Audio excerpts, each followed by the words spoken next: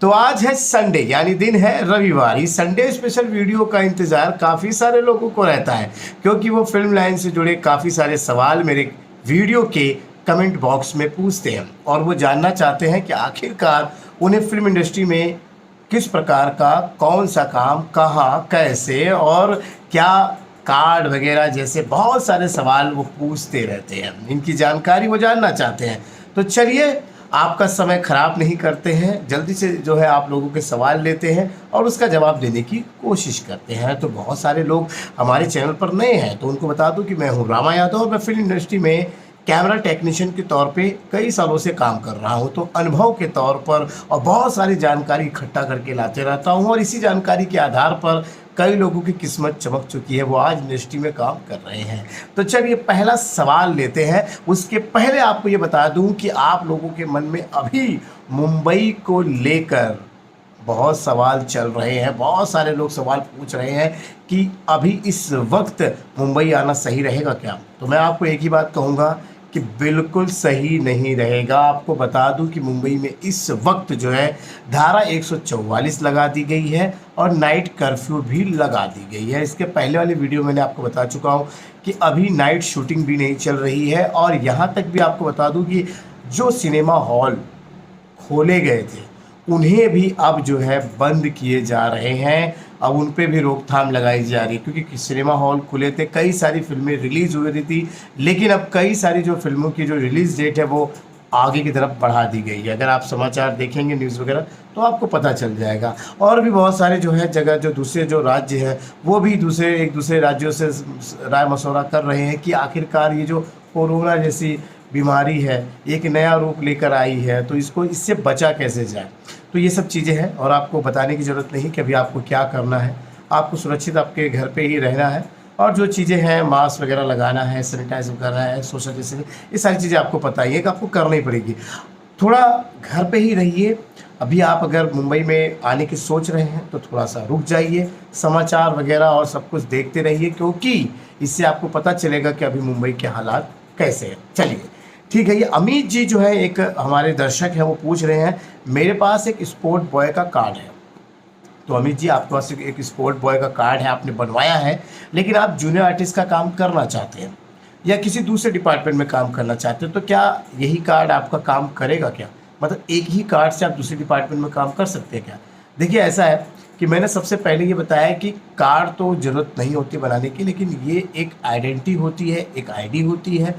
कभी भी आप कहीं शूटिंग वगैरह करके जा रहे हैं तो रात बिरात में आपको पुलिस ने नाकाबंदी करते हुए कुछ पकड़ लिया तो आप बता सकते हैं कि मैं इस डिपार्टमेंट में काम करता हूँ। इसके लिए आईडी होती है। बाकी कुछ अच्छी यूनियन का आईडी बनाते हैं तो आपके जीवन से जुड़ी जो दो चार चीज़ें हैं उनकी सुरक्षा देने का काम वो यूनियन करती है। मसलन जैसे कि इंश्योरेंस वगैरह और अगर आपके पैसे वगैरह कहीं बकाया रहेंगे तो वहाँ से निकाल के देगी। इसके लिए मैं यूनियन का कार्ड जो है आप लोगों को बोलता हूँ बना के रखिए।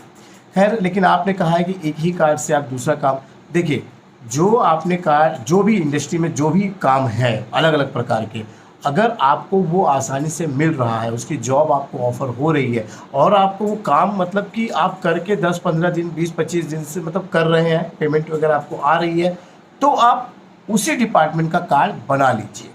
मेरा मतलब समझे आप? मतलब जिस डिपार्टमेंट में आपको अच्छे से काम मिल रहा है, पैसे मिल रहे हैं, उसी डिपार्टमेंट का आप कार्ड बना लीजिए।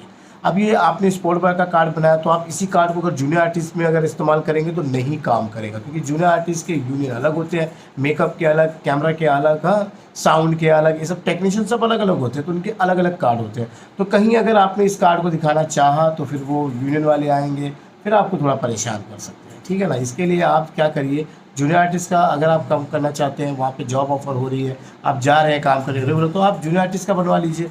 सेट पे ही आप पता करेंगे तो आपको पता चल जाएगा कि भाई किस जूनियर आर्टिस्ट का कार्ड ले, ताकि वही कोऑर्डिनेटर आपको बार बार काम दे।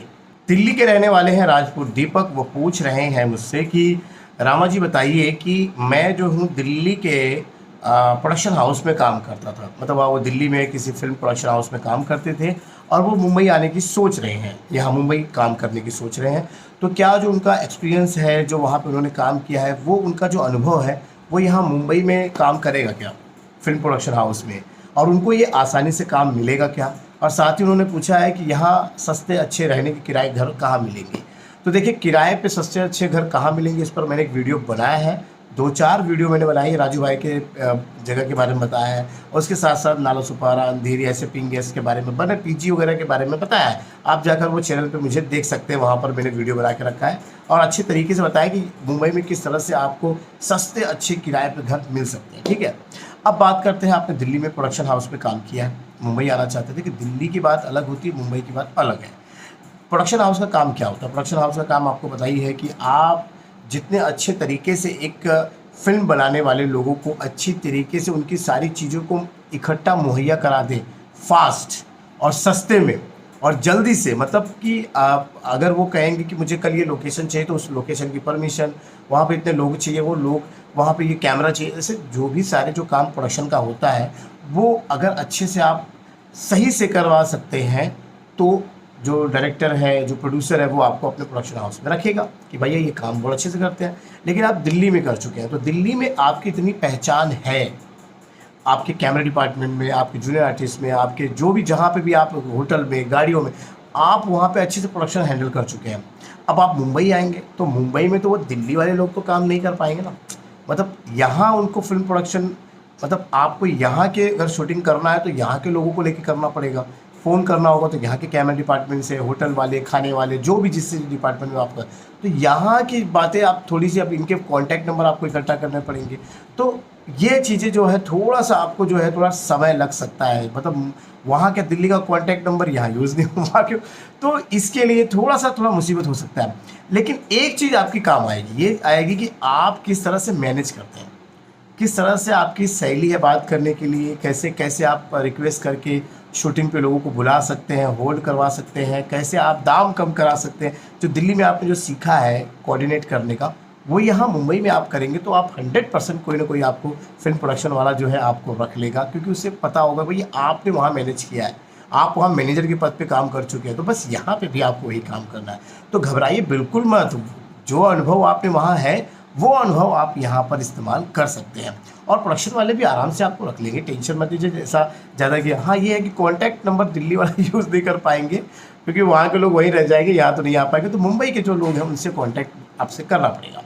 अब बात करते हैं कि भाई काम कैसे मिलेगा प्रोडक्शन हाउस में। देखिए प्रोडक्शन हाउस की बहुत सारी जानकारियाँ इंटरनेट पर उपलब्ध है, और मैं भी अब आने वाले समय में ऐसी चीज़ों को लाना चाहता हूँ कि आपको बड़े बड़े प्रोडक्शन हाउस के नाम, पते, एड्रेस सब दूँ वीडियो बनाकर, तो वो मैं दूंगा आने वाले समय में, क्योंकि अभी, लेकिन हाँ, लेकिन अगर आप अगर भी मुंबई आने की सोच रहे हैं तो मैंने अभी इससे पहले वीडियो की शुरुआत में बता चुका हूँ कि देखिए अभी थोड़ा समय लगाइए, क्योंकि अभी मुंबई के हालात ठीक नहीं है, मुंबई के अभी कई राज्यों के हालात ठीक नहीं है, तो शूटिंग के अभी काम के लिए थोड़ा सा समय लगाइए। जो काम आप वहाँ कर रहे हैं वो करते रहिए, जब मुंबई की पूरे हालात परिस्थिति ठीक हो जाएगी तब आइएगा।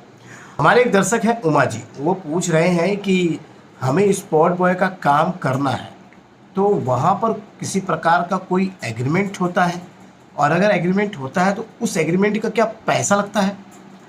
उमा जी, एक बात बताता हूँ आपको कि ये कोई भी काम फिल्म इंडस्ट्री का, चाहे स्पॉट बॉय हो, चाहे वो कैमरा हो, लाइट हो, साउंड हो, एक्टर हो, कोई भी एग्रीमेंट होता है, उसका एग्रीमेंट का कोई भी पैसा हम किसी को नहीं देते हैं। पहली बात तो एग्रीमेंट केवल आर्टिस्ट का होता है, सिंगर का होता है। ऐसे 2-4 चीज़ें हैं डिपार्टमेंट जहाँ पे एग्रीमेंट होता है कि भाई चलो ठीक है, वो प्रोजेक्ट पकड़ने के लिए होता है। कोई प्रोजेक्ट शुरुआत हो रही है तो उसमें कुछ टर्म एंड कंडीशन होते हैं, नियम कायदा कानून होते हैं कि आप भैया छोड़ के मत भागिएगा, ये सब चीज़ें होती है। तो उस एग्रीमेंट का पैसा बोले तो मैं एक चीज़ कह सकता हूँ आपको कि एग्रीमेंट पेपर जो होता है ना, उसका कितना हो सकता है, 200-500 रुपये, चलो बहुत ज़्यादा हो गया तो 1000 रुपये। लेकिन अगर आपसे कोई 10,000, 15,000, 35,000 मांग ले तो थोड़ा आप होशियार हो जाइए। ऐसा कोई भी फिल्म इंडस्ट्री में इस तरह का कोई एग्रीमेंट होता ही नहीं है, और इस तरह का अगर एग्रीमेंट होता है तो वहाँ पर पैसे लिए ही नहीं जाते। भाई हम लोग तो वर्कर हैं, स्पॉट बॉय बेचारा मेहनत कर काम करेगा, चाय पानी पिलाएगा, प्रोडक्शन को संभालेगा, वो एग्रीमेंट का पैसा क्यों देगा भाई?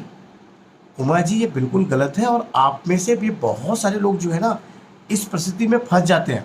कईयों को फ़ोन लगाते हैं, आप कहीं इंटरनेट पे नंबर वगैरह लेके या किसी ऑफिस वगैरह में या OLX वगैरह पे ढूंढ लेते हैं आप लोग, तो फ़ोन करके पूछते हैं कि हमारे यहाँ तो काम खाली, आप ये काम करोगे लेकिन एग्रीमेंट करना पड़ेगा और एग्रीमेंट का पैसा लगेगा। पैसे लूटने के जो बहाने हैं ना, तरीके जो हैं, ये नए नए तरीके लाते हैं। कई जगहों पे कहते हैं रजिस्ट्रेशन कराना पड़ेगा। भाई रजिस्ट्रेशन काहे का, किस चीज़ का रजिस्ट्रेशन भाई?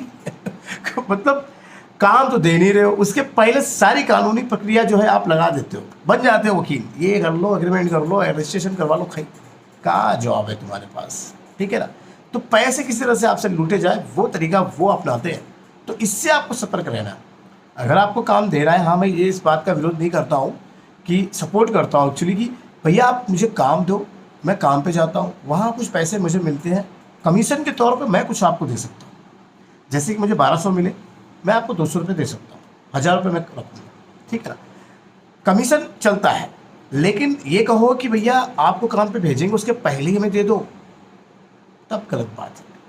क्योंकि हम आपको पहले दे देंगे तो हम क्या खाएंगे, और आप लेके भाग गए तो हमारा क्या होगा? भाई देखिए, इसी तरीके के बहुत सारे फ्रॉड इस मुंबई में चलते रहते हैं, तो थोड़ा होशियार रहिए। मैं ऐसे सवालों को इसलिए लाते रहता हूँ बार बार कि आप लोगों को पता चले कि नए नए तरीके कैसे निकालते हैं। और कई बार ऐसा होता है कि आप सेलेक्ट हो गए हो, अब वो कहते हैं कि भैया हम आपको जल्दी से बुलाएंगे, तो हम जब भी बुलाएंगे तो आपकी टिकट और जो है सारा होटल वोटल का खर्चा हम कर देंगे। तो एक काम करिए कि आप जो है हमें वो होटल का पैसा और टिकट का पैसा भेज दीजिए, हम आपको तुरंत टिकट दे देंगे और होटल का रहने की सुविधा कर देंगे। और जैसे ही आपका वो काम शुरू हो जाएगा, आपकी तनख्वाह आएगी, तो हम आपका ये होटल का खर्चा और ये जो टिकट का भाड़ा वगैरह सब आपको एक ही साथ दे देंगे। अब आप खुश हो जाओगे, कहोगे यार चलो काम भी मिल गया और टिकट का पैसा खाली भरना है और पहुंचना है। यहाँ कहीं किसी प्रकार का रिश्वत वगैरह कुछ नहीं हुआ, सिर्फ आपके टिकट किराए का पैसे। अब वो टिकट भी किसकी? फ्लाइट की। फ्लाइट की टिकट भाई कम से कम अगर आपसे 5000 से लेकर 15,000 भी ले सकते हो, होटल का किराया भी ले सकते हो। आपने 40-50 हज़ार रुपये भेज दिया, बस उनका काम तो हो गया।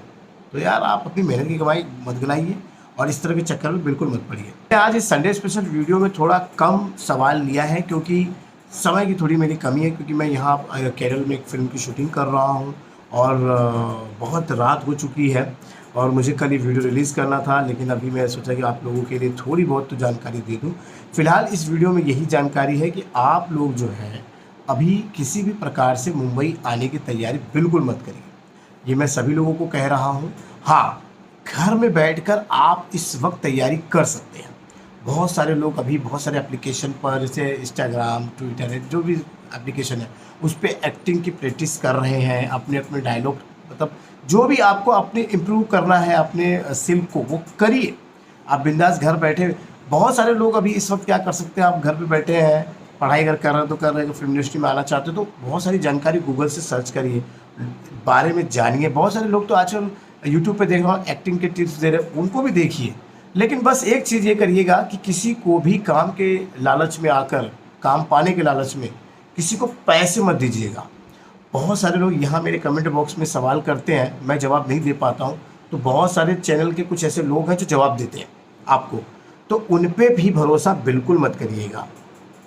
मेरे पर भी मत करिएगा, मैं तो ये कहता हूँ मेरे पर भी मत करिएगा। मैं किसी को भी कॉल नहीं करता हूँ आज के तारीख में, अभी इस समय मेरे पास समय नहीं तो मैं कॉल भी नहीं कर पाता हूँ। अगर मैंने जवाब दिया तो मेरी आईडी से आपको जवाब आ सकता है, व्हाट्सएप पे भी मैंने अगर जवाब दिया आपको तो वो मेरे नंबर से आपको व्हाट्सएप पे जवाब आ सकता है। मैं हमेशा वॉइस कॉल मैं देता हूँ, मेरी आवाज़ आप पहचानते ही हैं, तो इस तरह से। लेकिन अगर मैंने भी आपसे कभी पैसा मांगा तो मुझे भी मत दीजिएगा। तो बस यही कहता हूँ कि आप लोगों को भले काम मिले या ना मिले, लेकिन आपकी मेहनत की कमाई का पैसा कोई आपसे लूट के ना ले जाए, ये मेरा उद्देश्य है चैनल का। और इसके लिए मैं हमेशा ऐसी वीडियो बनाते रहता हूँ, भले चाहे 2000 लोग देखें, 200 लोग देखें या 2 देखें, मुझे कोई फ़र्क नहीं पड़ता, ठीक है। हाँ, तो जो लोग नए हैं उनको बता दूं कि ये वीडियो आपको अच्छी लगी होगी तो लाइक कर सकते हैं। और चैनल को मैं सब्सक्राइब करने के लिए आजकल नहीं कहता हूँ, क्योंकि अगर आपने वो लाल कलर का बटन दबा के सब्सक्राइब कर लिया तो आपको मेरी बनाई गई वीडियो की नोटिफिकेशन बार बार आ सकती है, ठीक है ना। इससे बचने के लिए आप लाल कलर का जो बटन है सब्सक्राइब को मत दबाइए, ठीक है। तो चलिए, उम्मीद है कि आज की जानकारी और आज की संडे स्पेशल वीडियो आपको अच्छी लगी, और आपके मन में कोई सवाल है तो जाइए नीचे कमेंट बॉक्स में हैशटैग लगा के अपना सवाल पूछ लीजिए। अगले संडे जो स्पेशल वीडियो बनाऊंगा तो उसमें आपका सवाल का जवाब मैं जरूर दूंगा। तो चलिए, आज के लिए बस इतना ही, मिलते हैं अगले वीडियो में, तब तक के लिए।